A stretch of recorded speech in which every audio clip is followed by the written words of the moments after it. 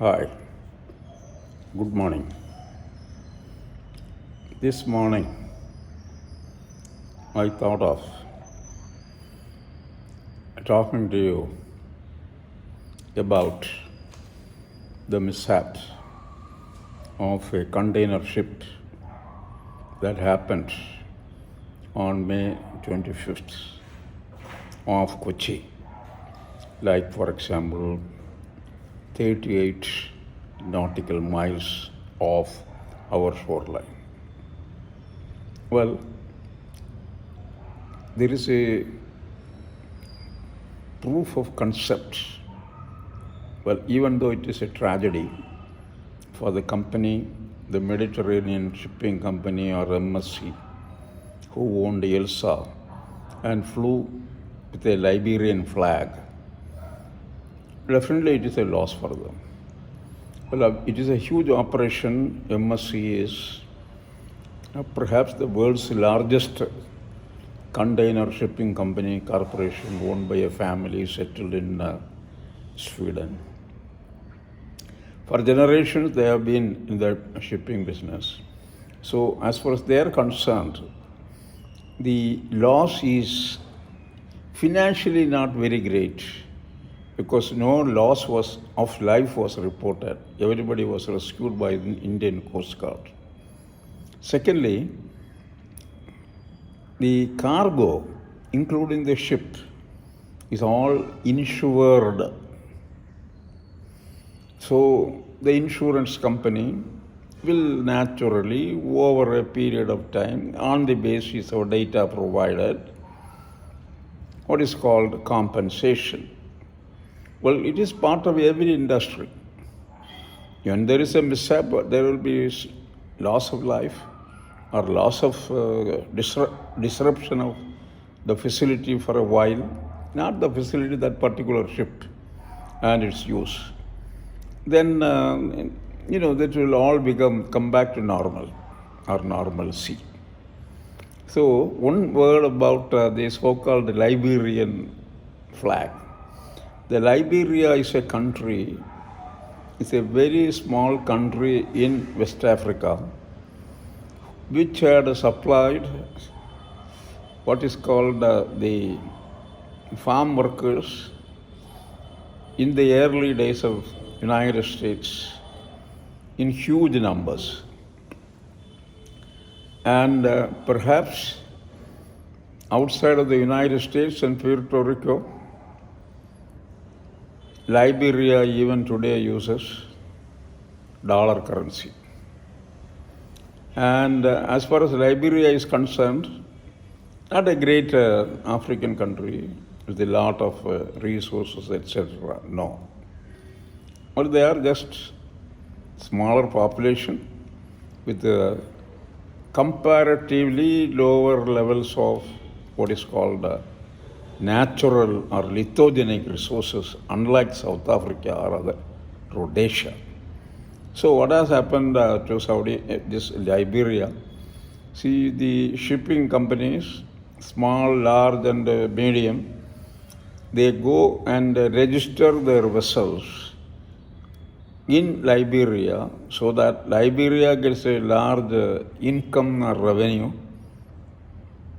Number two, in turn, the shipping companies pay a very little price, very small price for getting registered and to fly a Liberian flag. So it may be good or bad economics, I don't know. I'm not going to delving into that. Now, when this ship sank 38 nautical miles away from the Indian shoreline, it is in the outside of the territorial waters of India, which is 12 kilometers, where we have Indian defense sovereignty is there. It is in fact the border of India, 12 nautical miles.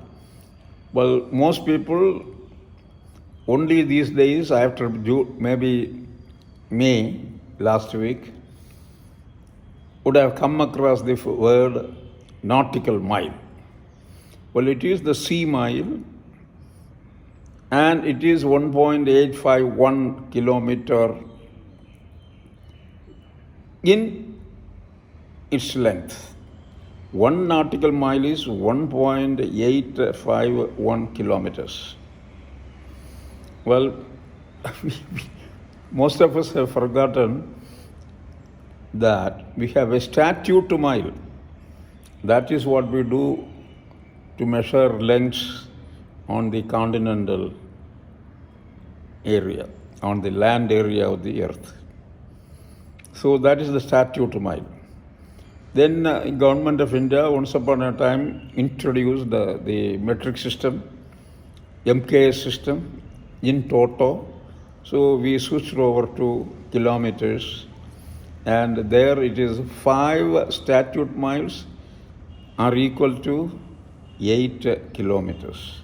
50 statute miles, 80 kilometers. Or let us say 100 miles, 160 kilometers. So make a note of this difference. I am not sure how well it is informed to even the members of the high school or higher secondary school living students. Anyway, so it happened 38 nautical miles off Kochi. For some reason, I could not locate the geolocation, the latitude, longitude, etc. of that disaster. Now, my point here is, the month of May, some of the containers that I wouldn't say floated, because seawater is 1.035 in specific gravity. The container is made of steel. Container has a cargo, some sort of cargo inside of it. So it is going to be not really floating, nor it is going to sit at the floor of the sea. It all depends on what is the container loaded with. If the container is loaded with a large bulk of low density material, for example,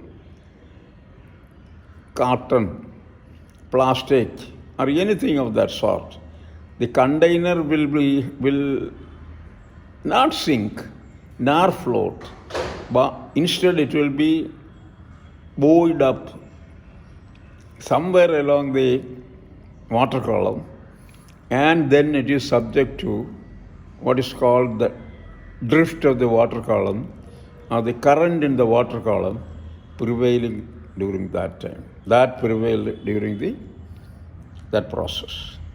Then what happens? The containers in one piece or in several fragments started beaching south of Kochi all the way to Kolachal in the southwest coast of India. Well, what does it mean? It is actually a proof of concepts. We all talk about the Ekman current, not that nobody knows what is Ekman current. An average citizen need not know, but at least oceanographers know there is what is called Ekman current, Ekman spiral, and so on and so forth. So this is the flow of water mass, not within the littoral region, which is the point where the surf breaks closer to our shore, and into the deep ocean. I checked some of the bathymetric maps. Well, again, bathymetric map is a species of maps that are very uncommon for most people. Only specialists would have had a chance of looking at this map. This map is actually a map of the bottom sea floor depth of all the oceans. In our case, it is the Lakshadweep Sea, not the Arabian Sea. So I checked it out. Then I found that The point where the MSC Elsa 3 sank due to some disaster, engine problem. No, water entering into one of the holes, that's all. It is not supposed to happen. In other words, it had a weak hull or some weak spot in the hull. So it sank. And it was with the load, cargo, in container or container cargo fell off into the ocean. Due to the nature of material inside of each containers, the containers either went all the way down to the seafloor, or because of some kind of a negative buoyancy, in other words, the tendency is to not sink. It was caught in the current and got distributed all the way up to Kolachal in Kanyakumari district. So, in other words, I consider this point as a proof of concept. In other words, nobody goes out there to measure Ekman current, at least in India. Of course, we leave the Western world. Their scientific thinking, their scientific data, their scientific enterprise is way ahead of what we do in here. We are just doing the copycat business. So what we have here is the beaching of, in other words, landing of the fragments or the cargo or the entire container itself in different parts along the Kerala coast is a proof of the concept of Ekman current. Because again, it is in the month of May last week, monsoon has not set in. The monsoon drift, littoral, make a distinction between littoral drift and the Ekman current place. So, now there is a question. Why government of India is not suing this company?